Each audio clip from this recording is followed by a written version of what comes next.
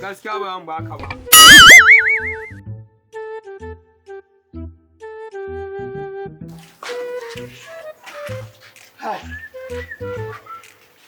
Audu!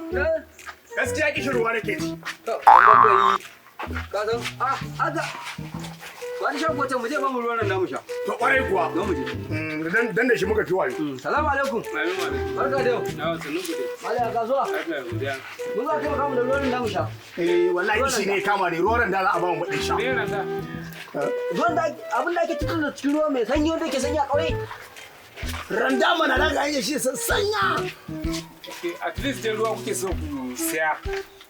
Ruwa kuke so ku siya. Na randan ma? An ba ma sai da ruwan randa, sai dai ruwa dai na gora da pure water. To, mu gan shi. Ko ta san wannan na gudu. Naira 100 ne. Na ga san. Kai, dan bakwai. Dan bakwai. Ka bani kuɗi tukuna. To kai ta ake shan wannan abun? Ana buɗa ne, ku bani kuɗi sai nuna muku so da sai mu buɗe mu kun ga yadda ake buɗe shi. Kun ga yadda ake buɗe shi. Akwai zaki? Yana da zaki sosai.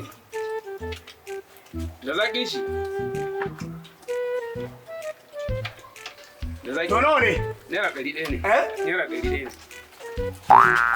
Dan bakwai. Ku biya kuɗin tukuna kafin ku buɗe. Dan bakwai. Anya mutumin nan ba magani bane na ka san irin su ne su kashi in ka sha ruwan mutum suke sace mutane ya daga gansu ai mako amma irin kwalkwalin nan samun kai na kauye Mu nan ba ma haka nan. to har sha kai ne babba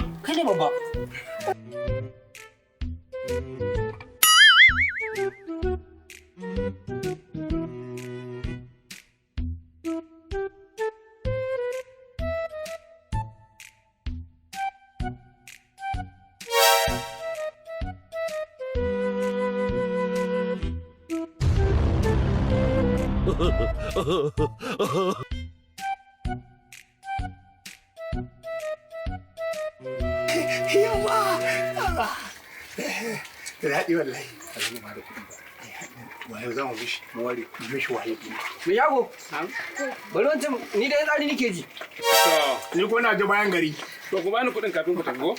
Ku bani kuɗin kafin ku tafi. mu da kawai mu ba kudi ake bada wa kyauta ake bada a gida Wannan fa. Wannan 500 ne. 500 ne.